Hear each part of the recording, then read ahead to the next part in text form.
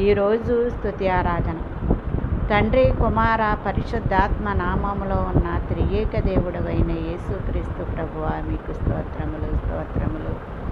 ఆయన మాట్లాడే దేవుడు. ఆయన ఉపదేశము వానవలే కురేయును. ఆయన వాక్యము మంచు వలెను, లేత గడ్డి మీద పడు చినుకుల వలెను, పచ్చిక మీద కురియు వర్షము వలె నుండును. ఆయన ఆశ్రయ దుర్గముగా ఉన్నాడు. ఆయన కార్యములు సంపూర్ణములు.